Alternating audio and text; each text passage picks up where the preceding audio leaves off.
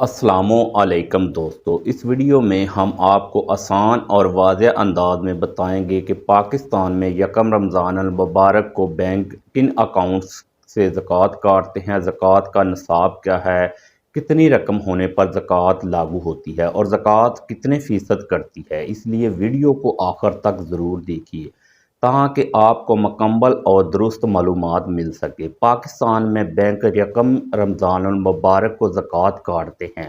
یہ کٹوتی صرف ان اکاؤنٹس پر ہوتی ہے جن میں موجود رقم زکوٰۃ کے نصاب کے برابر یا اس سے زیادہ ہو۔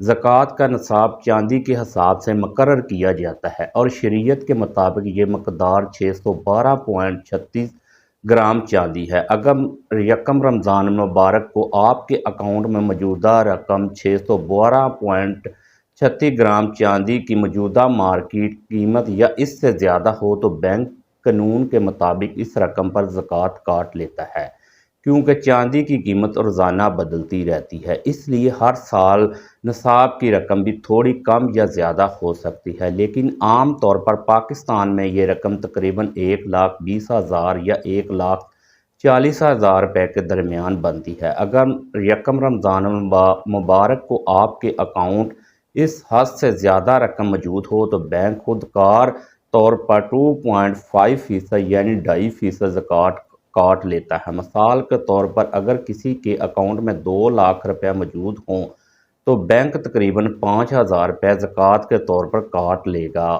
یہ زکوٰۃ سیونگ اکاؤنٹ، کرنٹ اکاؤنٹ اور فکس یا ٹرم ڈپازٹ اکاؤنٹس پر لاگو ہوتی ہے۔ البتہ اگر کسی شخص نے بینک میں زکوٰۃ استثنی کا فارم یعنی حلف نامہ جمع کرا رکھا ہو تو اس کے اکاؤنٹ سے زکوٰۃ نہیں کاٹی جاتی اور وہ شخص خود اپنی زکوٰۃ ادا کرنے کا پابند ہوتا ہے۔ خلاصہ یہ ہے کہ اگر یکم رمضان المبارک کو آپ کے اکاؤنٹ میں نصاب کے برابر یا اس سے زیادہ رقم موجود ہو تو آپ نے زکوٰۃ استثنی کا فارم جمع نہ کروایا ہو تو بینک خود بخود زکوٰۃ کاٹ لیتا ہے۔ تو فرینڈ، اس طرح کی مزید سبق آموز اچھی ویڈیو دیکھنے کے لیے ہمارے یوٹیوب کے چینل کو لازمی سبسکرائب کریں۔ خدا حافظ۔